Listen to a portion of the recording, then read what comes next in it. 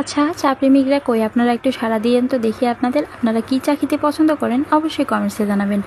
রং চা নাকি দুধ চা? আমার তো রং চা দুধ চা দুটোই খেতে ভীষণ ভালো লাগে। তো হ্যালো এভরিওয়ান, আসসালামু আলাইকুম। কেমন আছেন আপনারা সবাই? আশা করি সবাই অনেক ভালো আছেন। আলহামদুলিল্লাহ, আল্লাহর রহমতে আমরাও ভালো আছি। তো বৃষ্টির দিনগুলো আপনাদের কেমন কাটতেছে অবশ্যই কমেন্টসে জানাবেন। আর এই তো বিকেল হয়েছে, বাসায় সবার তো চা খেতেই হবে, তাই আমিও চলে আসছি রান্নাঘরে চা বানানোর জন্য। প্রায় সময় তো দুধ চাই খাওয়া হয়, আজকে একটু রং চা তৈরি করলাম। বৃষ্টির দিন ভাবতেছি একটু রং চা খেলেই ভালো লাগবে।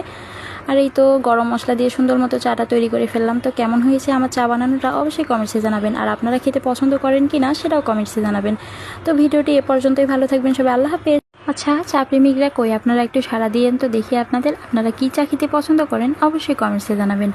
রং চা নাকি দুধ চা? আমার তো রং চা দুধ চা দুটোই খেতে ভীষণ ভালো লাগে। তো হ্যালো এভরিওয়ান, আসসালামু আলাইকুম।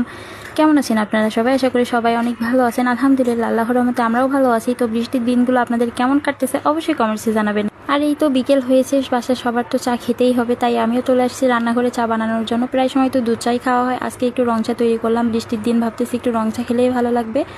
আর এই তো গরম মশলা দিয়ে সুন্দর মতো চাটা তৈরি করে ফেললাম। তো কেমন হয়েছে আমার চা বানানোটা অবশ্যই কমেন্টসে জানাবেন। আর আপনারা খেতে পছন্দ করেন কি না সেটাও কমেন্টসে জানাবেন। তো ভিডিওটি এ পর্যন্তই, ভালো থাকবেন সবাই, আল্লাহ হাফেজ।